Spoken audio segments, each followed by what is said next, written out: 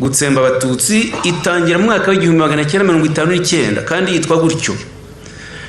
Tariki ya mbere Ukwakira 1959 Parmehutu yashinze ikinyamakuru cyayo cyitwaga Jyambere, cyanditse inyandiko nyinshi z'ubukangurambaga bw'iyo politiki yo gutsemba. Ndabaha urugero rumwe. Jyambere nimero ya 3 yanditswe ku itariki 27 Ugushyingo 1959 yaranditse ngo niba abatutsi bakomeje guturana n'abahutu bazatsembwa.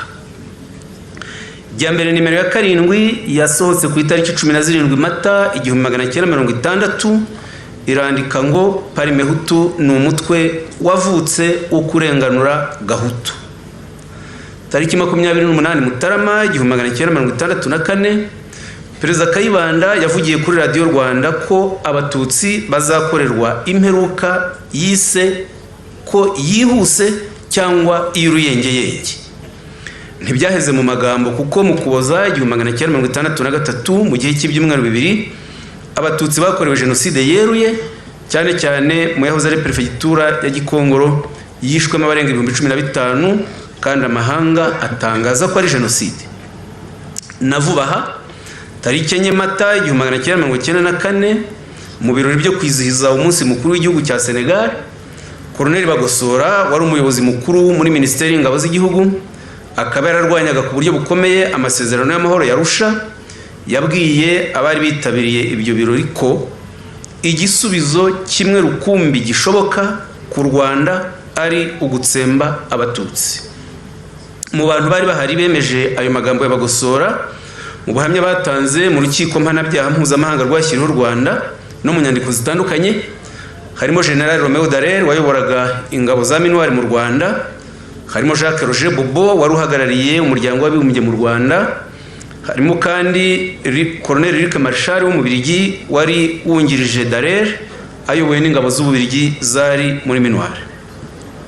Tariki 17 Gashyantare 1994 Perezida Habyarimana yayoboye inama y'abayobozi bakuru ba gendarmerie y'igihugu yayoborwaga icyo gihe na General Augustin Ndindiriyimana. Iyo nama yabereye hano inyuma yacu muri hoteli ye yitwaga Rebero Horizon, ni inyuma y'iri hema. Dore icyo Habyarimana yavuze icyo gihe, ati FPR iramutse itangiye intambara dufite umushinga wo kwita ku byitso byayo. Aya magambo ya Habyarimana yarumvikanaga. Icyo yitaga kwita ku byitso kwari ukuvuga kwica abatutsi ndetse n'abahutu batari bashyigikiye umugambi wa jenoside, barimo aba banyapolitike twibukira hano ku Irebero ndetse n'abandi bari ahirya no hino mu gihugu. Mu mwaka w'1992 hari abayoboke bakuru ba MRND babonye ko iryo shyaka rigeze habi mu gushyira mu bikorwa umugambi wa jenoside no kuwutegura, bikuriramo akabo karenge bayisezeramo babyandikira Habyarimana. Habanje Depite Venantia Kabageni wandikiye Habyarimana tariki 14 Mata 1992 asezera mu ishyaka, akurikirwa na Christophe Mfizi tariki 15 Kanama 1992 ndetse na Professeur Jean Gualbert Rumia wari muri komite nyobozi y'igihugu yasezeye tariki 14 Ugushyingo 1992. Kabageni na Rumia bishwe muri jenoside, bari mu banyapolitike twibukira hano ku Irebero. Mfizi we aracyariho kandi turamwifuriza kuramba. Christophe Mfizi mu ibaruwa yanditse asezera yise Ikigurinunga, izwi mu izina ry'igifaransa rya Réseau Zéro, ku itariki 15 Kanama 1992, hari amagambo yabwiye Habyarimana ngira ngo nsubiremo kuko akwiye gufasha buri wese gutekereza. Yamwandikiye ati: Nyakubahwa Perezida, mbagejejeho umunezero wo kuva mu ishyaka rya MRND. Muri make rero ibya MRND n'urwijiji, ngiye gushaka ijuru rikeye. None se ko mu Rwanda inkuba zesa impande zose ngo rwiyuburure, rwambara umwenda utagira ikiremo, ugira ngo ruzemera ubutegetsi bw'injumbure? Gushyamiranya amoko n'uturere ngo kuko byigeze kugira akamaro, nta kongera kubishingiraho mu kuyobora u Rwanda. Ntiruzemera abarusubiza inyuma bahinga injumbure. sinabona uko nshyigikira ibyo. Mperutse kwiyumvira inshuro byibura ebyiri bamwe mu bayobozi ba MRND babyinirira inkoramaraso n'abasahuzi baboshya no kongera kurenga ku mategeko nkana. Abo bayobozi ishyaka nta gihano ryabahaye. Niyemeje rero kugusezeraho nyakubahwa perezida ngo mve muri icyo gihu kibuditse muri MRND. Ngaho rabeho ngusumbije igihugu nabanguye mu buja biragatsindwa. Undi wari ukomeye muri MRND namubabwiye wasezeye na muri ayo magambo ni Rumia, ariko aba bantu icyo navuga nuko babaye abantu b'intwari cyane. Muri icyo gihe hari ibikomerezwa byinshi bya MRND byoherezwaga muri perefegitura bavukagamo gukora ubukangurambaga bwa jenoside. Yego wamenyekanye ni Leo Mugesera muri disikuru Rutwitsi muzi yavugiye ku Kabaya muri Ngororero tariki 22 Ugushyingo 1902, ariko hari n'abandi nk'Ibutare hari abadepite babiri bahavuka. Bernadette Mukarurangwa wavukaga mu yahoze ari komine Ndora aho perezida Sindikubwabo Theodore nawe yavukaga. Hari depite Laurent Baravuga wavukaga muri komine yitwa Kigembe mu karere ka Huye. Aba bombi boherejwe i Butare guhera mu mwaka wa 1992 mu bukangurambaga bw'urwango. Hari inama aba badepite bombi bakoresheje tariki 8 Werurwe 1992. Depite Baravuga ayikoresha iwabo muri komine Kigembe muri segiteri ya Kigali, asaba abaraho bose gukora ibi bikurikira: gufata imipanga, imiheto n'amacumu bagatangira bagahiga abatari muri MRND bose badakangwa n'amaduka n'imihoro. Gufata amacumu murabyumva. Ingingo ya kabiri ngira muvugeho ndangiza nigaragaza ko kuva amashyaka ya politiki yemererwa gushingwa guhera mu mwaka wa 1991 hagiyeho amashyaka 19. Iyo urebye intego z'ayo mashyaka yose nta nimwe mbi uko yanditse, ndetse nyinshi zahurizaga ku bumwe bw'abanyarwanda, ariko ni make yashyize mu bikorwa politiki y'ubumwe bw'abanyarwanda nyakuri. Mpereye kuri MRND nabivuzeho intego yaryo yari ubumwe, amahoro n'amajyambere, ariko nta bumwe n'amahoro MRND yubahirije. Abari abakuru bayo Mateo Ngirumpatse na Edouard Karemera murabizi ko bakatiwe burundu igihano cya burundu n'urukiko mpanabyaha rwashyiriweho u Rwanda. MRND yakanguriye ikorwa rya jenoside, yarwanyije amasezerano y'amahoro yarusha, yarwanyije FPR n'abatutsi bitwa ibyitso, bitwa abanzi b'u Rwanda, bitwa inyangarwanda, ikangurira abahutu kwishyira hamwe bakayirwanya.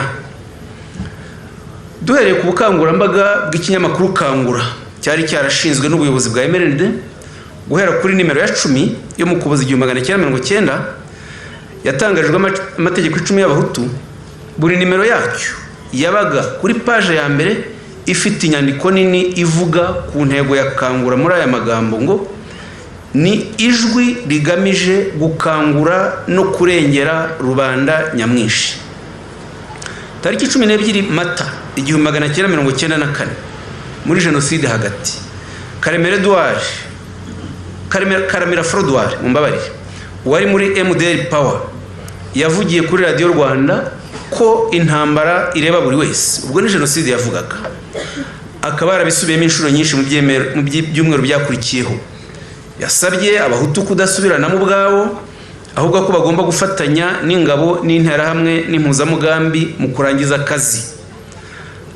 Ayo yari amabwiriza yarebaga cyane cyane abayoboke ba MDR Power, abasaba kwibagirwa amacakubiri ari hagati ya MRND na CDR,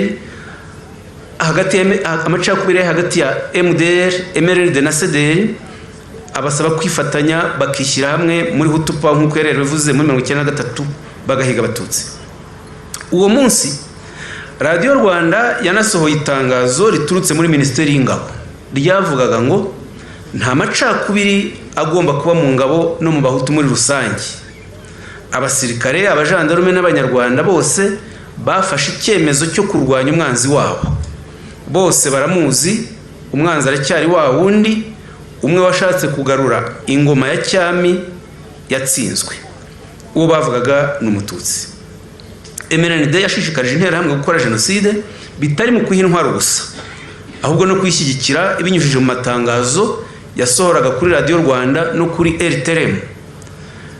Urugero rw'itangazo ryo ku itariki 23 Mata 1994 ryavugaga ngo ubuyobozi bwa MRND burashimira urubyiruko rwa MRND, interahamwe n'abagize komite y'interahamwe ku rwego rw'igihugu ukuntu bakomeje gufatanya n'abaturage mu gutera inkunga ingabo z'igihugu bakumira umwanzi ukomeje kwemeza ko icyagamije ari ugutsemba abanyarwanda bose. Imigambi mibisha ya FPR n'iterabwoba ryayo ntibigomba guca urubyiruko rwacu intege ku mugambi mwiza biyemeje wo kubumbatira umutekano baharanira amahoro n'ituze mu baturarwanda bose. Gutahura no kwamagana umwanzi aho ari hose ni ngombwa. Aya magambo ntagira watera urujijo, arumvikana cyane.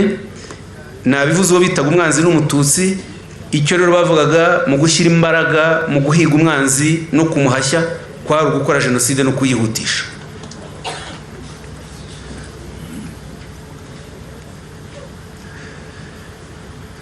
Nyakubahwa Perezida wa Sena, ibi bya MDR byo gushinga politike, kugarura politike ishingiye ku irondabwoko bya ishyaka ryayo igihe itegeko nshinga ryo muri Kamena 1991 ryabyemeraga.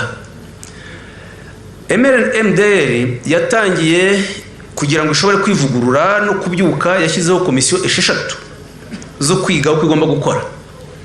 Komisiyo ya mbere yari komisiyo y'ubushakashatsi na gahunda yayoborwaga na Dr. Dismas Nsengiyaremye. Komisiyo ya kabiri yari komisiyo y'imibereho myiza n'amategeko yayoborwaga na Maître Matunguru Sylvestre. Komisiyo ya gatatu yari itangazamakuru n'ubukangurambaga yayoborwaga na Eliezer Niyitegeka. Komisiyo ya kane yari komisiyo y'imari yayoborwaga na Yohani Kambanda. Komisiyo ya gatanu yari y'ububanyi n'amahanga yayoborwaga na Faustin Twagiramungu. Komisiyo ya gatandatu yari ishinzwe politike yayoborwaga na Tadeyo Bagaragaza. Buri komisiyo yari igizwe n'abantu 10, ni ukuvuga ko zose zari igizwe n'abantu 60. Tadeyo Bagaragaza ni nawe wari perezida w'iyi komite yo gushinga MDR bitaga Comité National pour la Relance et la Rénovation du MDR. Yari igizwe n'abantu 33, buri prefectura igahagarirwa n'abantu 3. Inama rero yarateranye yo gushingira ishyaka kurigarura. Tadeyo Bagaragaza agaragaza uko igomba gushingiraho muri aya magambo. Ati intumwa zacu zagiye muri komine zose hose mu gihugu basobanura ko uyu munsi twahuye hano ugenewe gushyira umukono ku mategeko shingiro statut y'ishyaka rya MDR kugira ngo ishyaka ryacu ryashinzwe na Nyakubahwa Perezida Kayibanda Gregoire na bagenzi be ryongere ribeho, ritanga ibisubizo n'icyerekezo cy'ibihe turimo. Nsabye abateraniye muri iyi nama gufata umunota wo kwibuka abarwanashyaka bo kwikubitiro, harimo benshi bazize kwitangira urugamba rwa rubanda nyamwinshi. Aya mategeko shingiro yateguwe mu buryo bwo gukomeza umurongo usanzwe w'ishyaka, bashyira no mu gifaransa ngo ni esprit de continuité. Ni ukuvuga rero ko MDR twabonye igaruka mu 1991 yaje mu by'ukuri ari MDR Parimehutu n'abanyuriyemo mu ncamake ya Kayibanda yemezaga ko igihugu ari cy'agahutu. Bagaragaza yewe yaranabyivugiye akomeza bivuga muri aya magambo ati twashoboraga gusinyisha gusa aya mategeko shingiro abagize komite y'itangizwa rya MDR, ariko kuko ishyaka ryacu ari ishyaka rya rubanda rifite intego yo kurengera rubanda nyamwinshi masse populaire, byari ngombwa cyane ko haza intumwa zivuye mu bice byose na komine zose z'igihugu zikitabira uyu muhango. Nabivuze ko iyi mvugo ishyaka rya rubanda nyamwinshi byasobanuraga ishyaka ry'abahutu, ntabwo byavugaga ishyaka ry'abanyarwanda bose. Ndetse Dismas Nsengiyaremye yarabishimangiye ku itariki 25 Nzeri 1991 mu ijambo yagejeje ku bayoboke ba MDR ku munsi wa kamarampaka bari bateraniye muri Stade Amahoro i Remera, ababwira ati ishyaka MDR rimaze imyaka 18 mu bwiherero, rigarukanye intego idakuka yo gusubiza ubutegetsi mu maboko ya rubanda. Bamuha amashyi y'urufaya. umunsi wa none tariki 25 Nzeri ni umunsi w'ibyishimo, ni umunsi u Rwanda rwose rwibukaho imyaka 30 ingoma ya cyami na gikolonize bisezerewe mu Rwanda. Ni umunsi wa kamarampaka koko u Rwanda rwavuye ibuzimu rugibuna. Iyi mitingi ya MDR yatangijwe n'indirimbo ya Parmehutu yitwaga Turatsinze, ivuga ngo gahuta aho uri hose cyo vuza impundu, impaka zirashize, Rwanda ibonye beneyo, gahuta uganza nta mpaka, turatsinze turatsinze, kamarampaka parti zose zifuje ihariwe Parmehutu. Birerekana mu by'ukuri ko MDR yabeshyaga ko ivuguruye, mu by'ukuri nta mivugururire mizima yazanye, ahubwo yakomeje kurangwa n'ubuparmehutu nk'ubwa Kayibanda na bagenzi be. Ni nayo mpamvu hari ababiteragamo urwenya bakavuga ko ari MDR ivuruguse. Tuvanemo amasomo kirero. Icyambere ni ngombwa kwigisha neza urubyiruko rwo mu mitwe ya politike muhagarariye, bakamenya aya mateka, bikabarinda kuyoba, ahubwo bagakora politike ihuza abanyarwanda, ishyigikira ubumwe bw'abanyarwanda, irinda u Rwanda kuzongera kurohama mu ivangura iryo ari ryo ryose. Icya kabiri, urubyiruko rugomba gusobanukirwa ko bagomba kwitondera imvugo z'urwango zikiri mu banyapolitike babi ba kera bakuriye mu irondabwoko ryemezaga ko igihugu atari cy'abanyarwanda bose, bakaba ari naryo bakoresha muri politike yabo. Iri rondabwoko ryabyariye benshi muri bo urwango rukibakurikiranye na n'ubu. Urugero ni Anastase Gasana wabaye ministre, akaba no mu mashyaka yombi MRND na MDR, ari mu nzego z'ubuyobozi bwayo. Tariki 30 Ukuboza umwaka wa 2025 ejo bundi yanditse inyandiko kuri Facebook y'urwango rubi ku Batutsi, avuga gutya ngo nta kizira mu Gitutsi da, abahungu bakorana imibonano mpuzabitsina na bashiki babo, abakobwa na base. Ibi ni kimwe muri byinshi biranga Abatutsi ariko bitaba mu Bahutu. Muri byinshi bitandukanye amoko yombi, Abatutsi n'Abahutu harimo n'ibi. Mwumve aka kaga kandi kwa n'umuntu wabaye minisitiri imyaka myinshi, akaba ambasaderi, akaba ngubu ari ku mbuga nkoranyambaga yita umunyapolitike. Dukwiye rero kuzirikana iteka ko abanyapolitike b'ubu tugomba kwigira kuri aya mateka, tugaharanira ishema ry'igihugu n'ubuyobozi bwacyo, tugafatanya kubaka ubumwe bw'abanyarwanda binyuze mu kwemera ukuri kw'amateka, kuko ari cyo gisubizo cyonyine cy'ubuzima bw'igihugu cyacu. Ntitwakubaka ubumwe tutabanje kumenya icyabushenye n'ababushenye, kuko ari byo bifasha kuburinda no kurinda igihugu gusubira mu ngengabitekerezo y'irondabwoko, irondakarere nk'iyaranze leta ya Habyarimana yateguye jenoside yakorewe Abatutsi. Dukomeze kwibuka abanyapolitike beza, twigira ku ndangagaciro na kirazira byabaranze, dukomeza kurinda ubumwe bwacu hashingiwe ku kuri kw'amateka yabushenye n'imbaraga byasabye kugira ngo FPR Inkotanyi ibudusubize. Murakoze, mugira umunsi mwiza.